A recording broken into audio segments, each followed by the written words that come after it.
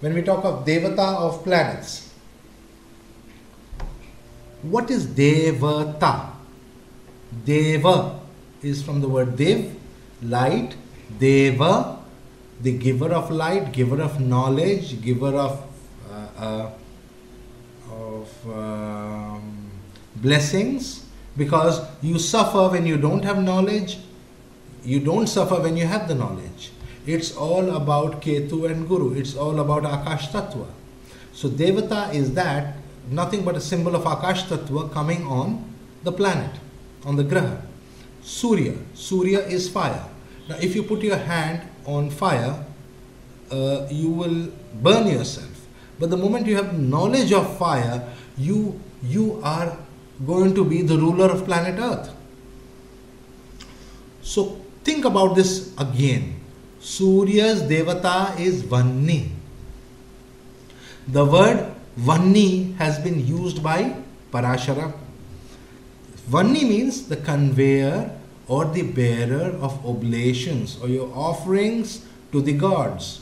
So when you do a mantra, how do you know that God is hearing your mantra? God cannot hear your mantra unless Surya decides to carry the mantra to God. It's like this. I can keep speaking in front of this computer, but if Skype doesn't connect you to me, my words are not going to reach you. Exactly, you see the point? Like that, Surya is like this Skype. What it does is, it connects the individual to the God. He takes your information and carries it across.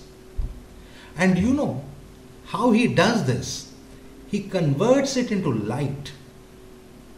What is light ultimately? Light is nothing but vibration, isn't it?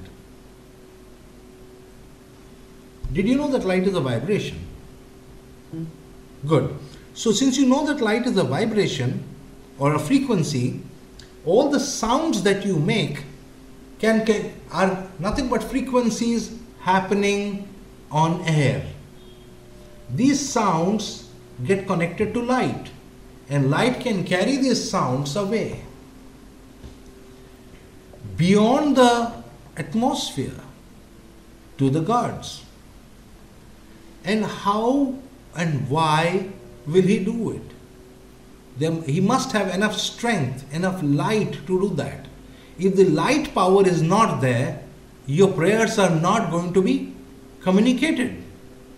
And if there is no communication with God, no matter how many mantras you do, they don't give results. Do you see my point here? Yes. So, who is the first one who has, what do you have to do first thing to ensure that your mantras are heard? You have to ensure... Gayatri. Exactly. The Gayatri is the first thing. The moment you start the Gayatri, you get connected. Gayatri is one. What about, let's say, a Christian? What should a Christian do? The holy... Light a candle? No. Holy Father. Holy Father. Because Surya is Father. See, when you say light a candle, that is for Agni. That's both for Surya and for Mangal. I want only Surya. I don't want Mangal. So, every religion has a way of sun worship. Sun worship was so important in all religions simply because without worshipping the sun, you are not able to communicate to God. And Agni was the one who carried. So that's the first function of Agni. He is Vanni, conveyor or the bearer of the oblations. Other functions you can know. He gives you light, knowledge. You cannot understand anything if your Surya is not strong. Surya gives you the power to learn it in the first place. The extent to which you digest it is another thing. That is Guru. But unless you are able to learn it in the first place, how can you digest it? If you don't know something, you cannot be an expert in that something. You have to first learn it and then become an expert. So Surya is the first step. Guru is the second step. Then comes Chandra. Chandra has Ambu or water. Now the word Ambu, he could have used Jala, he could have used so many other words. Why did he use Ambu? Ambu has a double meaning. Ambu is water. Ambu also is the number 4. The number 4 is very important. Bear that in mind. Later on we see that number 4 is associated with the 4th house. And that number 4 or the 4th house comes from Ambu, Chandra. And Amba. Amba is Ambu and Amba is again mother. So therefore the mother and water and the 4th house of the zodiac are all related to Chandra because of Ambu. It is the healing water, the water that heals you, water that is protecting you all the time. You don't even know that. Water which is looking after you like a mother even in the absence of your mother. That's Ambu. That's your Amba. Constantly she is healing you. She is constantly feeding you. She is constantly cleaning you. When you go to take a bath and you open the shower, water comes. What happens if one day you open the shower and there is no water? How do you take a bath? How do you clean? So what was it that cleaned you? It was water that cleaned you. Since water cleaned you, water is the mother, is the action of the mother. You see that? So Can I just ask, that there are some people who believe that if they don't bathe, the natural bacteria start self-cleaning the body, so they won't wash their hair or anything, and they'll do this for 6 to 7 weeks and the body re-regulates. Is that an affliction to the Chandra? Yes. That is definitely true. Any affliction to the Chandra will cause a person not to take bath. Schizophrenic people do not like to take bath. You can check that up with any medical doctors. Okay. Medical science knows that when a person, the first signs, some of the beginning signs of madness is you don't want to take a bath. You are scared of water. For some reason you start staying away from water. Schizophrenia is coming. So the extent to which a person is not taking a bath, is going to be unclean, these are all signs of affliction to your consciousness, to the 4th house. So your mind is getting afflicted. That is why you are thinking like that. Otherwise you want to cool your body. A bath has got multiple functions. It is not just about cleaning the body. It's about,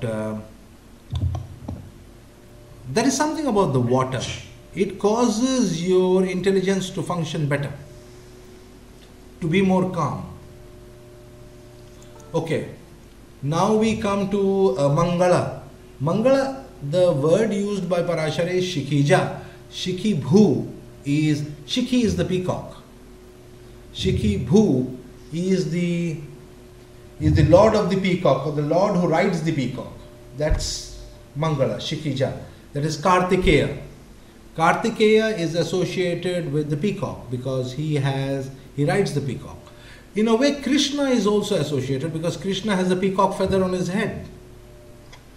Always had a peacock feather on his head. So some association is there of Mangala with the peacock feather and the riding of the peacock. The Kartikeya, the general of the gods. And since he is the general of the gods, he is the protector. His job is to protect you.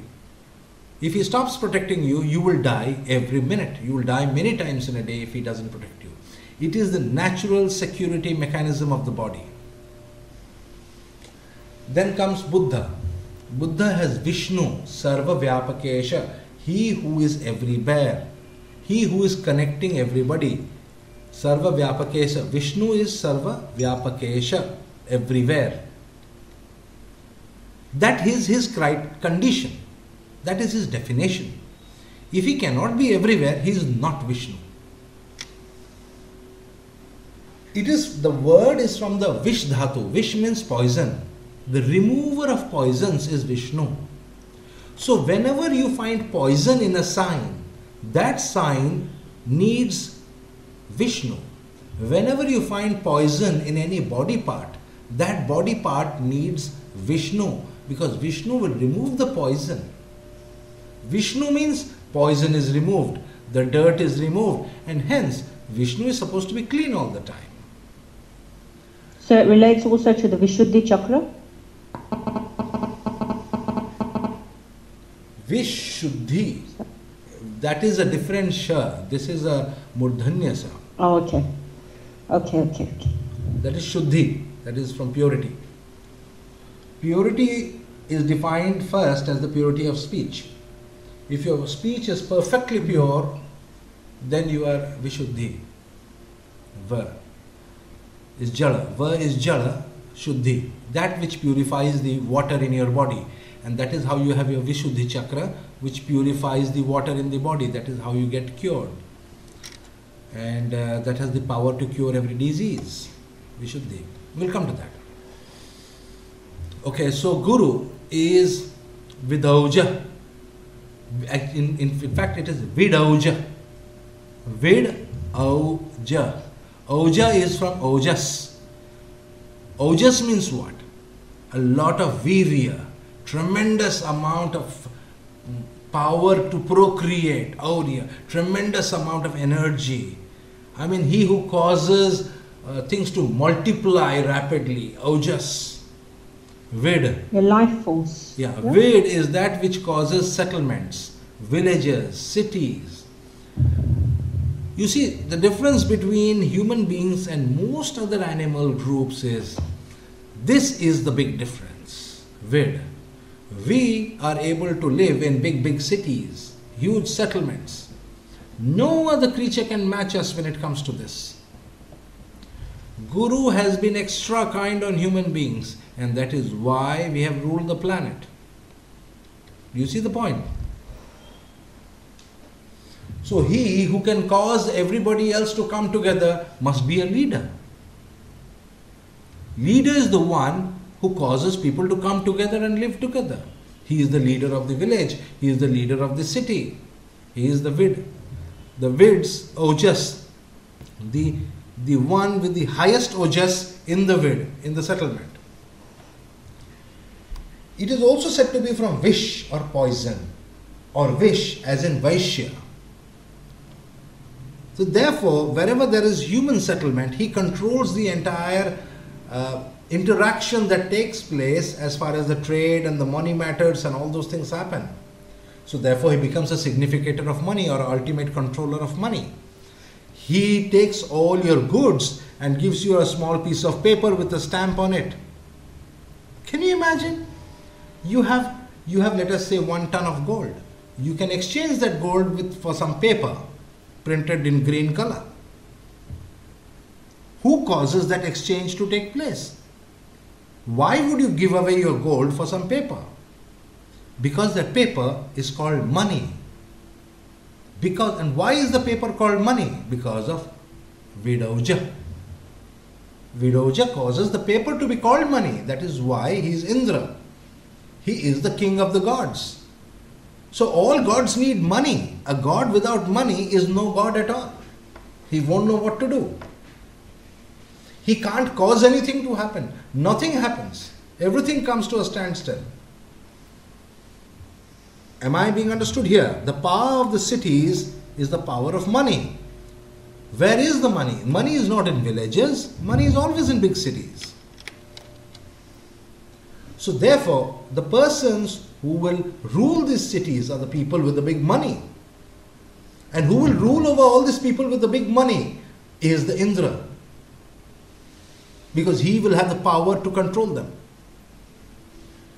That is why we can say in a way that the house of the child, which is the house of the child, where your Ojas is present, right?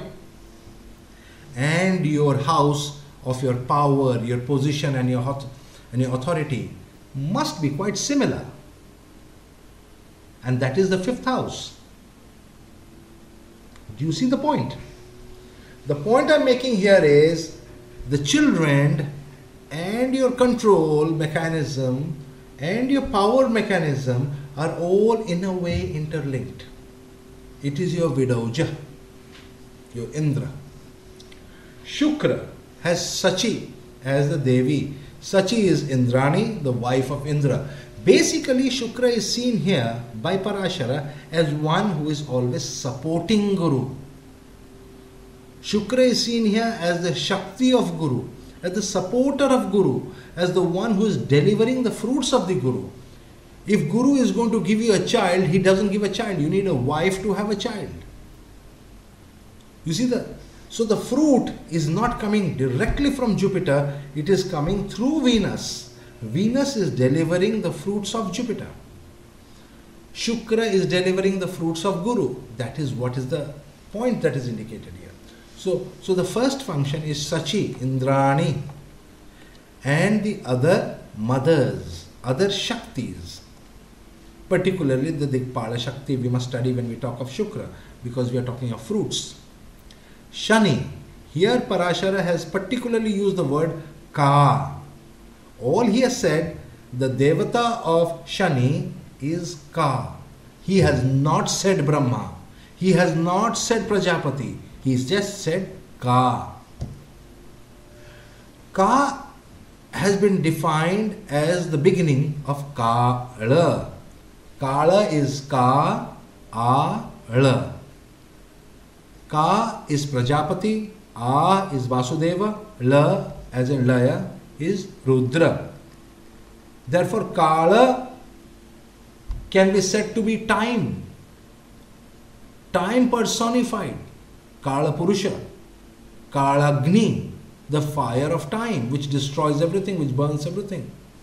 Ka is the creator who creates from that destruction, who recreates from the destruction, who brings the dead back to life for another birth.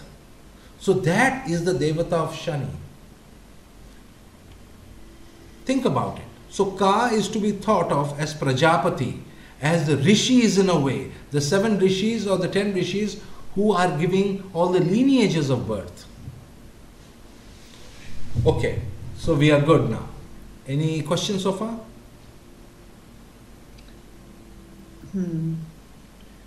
Guruji, when you were talking about Guru's function with money and cities, making big cities, bringing people together, it sounded a lot like Buddha's function. When you talk about Buddha being like the, ruling business and exchange. That's what Buddha only goes to Guru to get trained. Buddha goes to Guru to get trained, and he gets trained and he does his functions. The controller is still Guru. Buddha goes there. Guru is the controller. He's the expert. Okay. Buddha is the one who's learning and then goes there and gradually becomes. By the time he becomes old and becomes an expert, he becomes the Guru, and then once you become the Guru, you are no longer trading. You are always looking for another Buddha to do your trading. Okay. So Buddha does Guru's work, or Guru teaches him and Buddha goes out and does it. Exactly. So for example, we can say that Guru is more like the treasury. The treasury and the reserve bank and the government functions, which are basically allowing certain kind of trading and all. Even the top old traders, expert old traders. Whereas Buddha are those who are actually doing the actual trading function. Every day, day-to-day sale. You want to buy, let's say you want to buy stock. You really, say for example, you want to buy software. You don't go to Bill Gates to buy software. You go to a market and a shop and you buy the software. Guru here represents Bill Gates, the guy who made all the software, made it ready, taught everybody how it is to be sold, put a price tag on it, did everything. Then there are so many Buddhas who are taking that software and selling it and making a little bit of money with it. You see that? Guru is the one who gives a value to a product. Buddha is the one who is making a little bit of commission on selling it. Buddha is trading on that thing. Guru is creating it and putting value on it. Guru knows exactly how much I should price it so that it will sell well. Buddha doesn't know that. Buddha only takes a small margin based upon demand and supply. That is why it fluctuates. Okay? But then is Guru really interested in the value, or is it Indra working through Guru that's doing that? Indra is the Devata. He tells what is good value for something. What is righteousness. You are supposed to have a value for something which is righteous. You are not, like for example, many people tell me that, look, some of these softwares are madly priced. Look at Microsoft Windows, let us say. $50 should be enough. Half the population of the world, more than half the computers in the world will use it. He is anyway going to make a huge amount of money. So if you price it at $50, people can be more honest. But if you price it at $1,000, half the people will be looking for cracks and this and that and all kinds of corruptions. So that means somewhere Indra is not blessing. Somewhere Guru is Badhak. Somewhere Guru is not being understood properly in that chart. So you are not able to price the product well. You are not able to understand that maybe the karma that you are doing is not good. You are corrupting people. See, you made that software. You are doing such a good thing by giving that software to the world. But if in the process people are going to get corrupted, of what value was that karma? It's like this, you know. Okay, it's like the somebody Einstein's can manufacture. Yeah? That's exactly. Somebody can manufacture alcohol, but that alcohol can be used as an antiseptic. But if everybody is going to sit and drink all the alcohol every day, what karma goes to the person who made it? That is what I'm trying to say. The intelligence function is the person who made it, who priced it. If let us say you had made alcohol, and although let us say a bottle of that would cost about 10 pounds and you priced it at 1,000 pounds, then everybody will treat it as medicine. Oh, it's 1,000 pounds, so you can only use a little bit as an antiseptic. But if you price it at 12 pounds, people will sit and drink it every day. You see the difference? The use or the misuse of a product totally depends upon its pricing. And Guru means, when you think like Indra, you will put a correct price tag to it so that it is not misused. That is very difficult, extremely difficult. So I just gave one example because Parashara was asking us to focus on this money market. Everything in this world ultimately runs about money. So let's focus on it. Let's understand it and how this market runs, how the pricing is done. So the pricing of any commodity, its name, its reputation is dependent upon Guru. If the reputation is very good, you can increase the price. If the reputation is very bad, you can decrease the price. Because Guru indicates high reputation or low reputation. High reputation is high price, low reputation is low price. No matter how good it may be. You see the difference again? Yeah, can I just take the example of Jagannath Hora? Narasimha gives it away for free, but it's a good product. Excellent. But he's not placing a value on it. No, but he has given a value on that. See, the moment he gave it for free, he was giving it for free with the hope that people will now learn more and more Jyotish. So just because one product, it could be like this, you know, buy one, get one free kind of thing. You see my point? Okay. He did sell the product for some time for $100. Then the problem that arose was, on what basis are you pricing it? What happens if you make Jagannath for $100? Then somebody else who has a price on his product, will not be able to sell his product if you are going to undercut everybody else. Then you decide to make it free. Now, if you decide to make it free, then you want to make it open. That there are so many questions on that. Did you really make it free? Is it fully free? It is supposed to be Guru Dakshina. Is it Guru Dakshina? Do I own it? See, it's like this, Nimisha. When you give me 5 Rudrakshas, they become my Rudrakshas. If they are still your Rudrakshas, how have you given it to me? No, once you give something, it's not yours anymore, it's gone. Exactly. So if that is supposed to be Guru Dakshina, whose is it? After some time, who is supposed to own it? The Guru or the Sishya? The Shishya. Owns it even after the Guru Dakshina is given. You're not owning, you're using the tejas from it, right? It's like this. You make something because you want to give this as the Guru Dakshina. After you have given it, is it yours or is it the Guru's? Who owns it? If you've given it to the Guru as Dakshina, it belongs to the Guru. Simple as that. Because that is your offering. Exactly. And then now, since you have given it, and now that Guru owns it, he can say what to do with it, is it not? Yes. And if you don't Absolutely. do it, what does it mean? Are you owning it or is the Guru owning it? Have you given Guru Dakshina? You have not. So No. you see, there are you these questions. can't dictate after it's given. Exactly. All these questions come up. I test people. I like to test people to see how they give. You know, it's like this. I give a pen, but I'm still holding on to it. The other guy is pulling and I'm still holding on to it. And give, take, give. You know, have you seen Hindi movies? It's a joke. You want to give it. Let go. You got to let go for the other guy to take it. Anyway. Yeah, once it's out of your hands, it doesn't belong. That's exactly the point. To give, one has to give, and not only give with hand, one has to give with the heart. Otherwise, there's no point. Right. So now we are talking here about when we talk of Guru, we are talking a valuation of something. So unless you give a value to something, you could be ruining it. And that is exactly what happened to, let us say, education in India.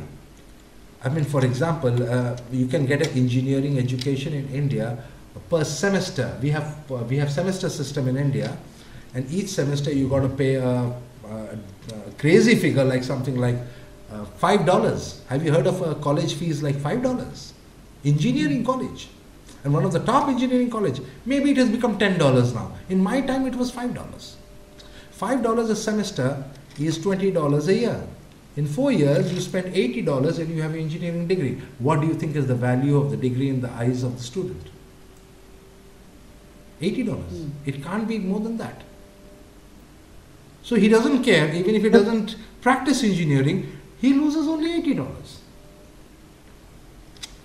You see my point?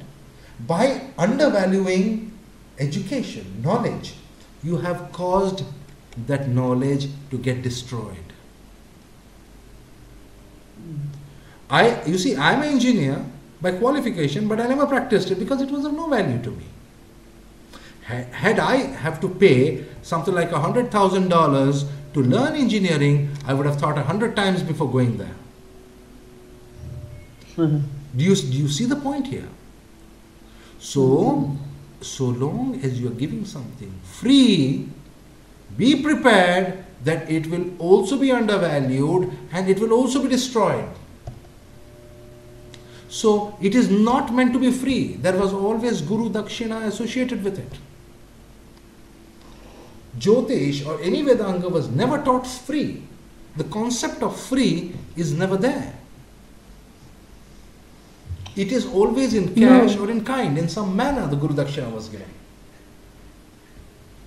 Yeah, go on. There is also always the assumption in the Hindu culture that anything you get is not for free. You should return something. Even if someone gives you something in a pot, you cannot give the pot back empty. You have to give it with something inside. Exactly.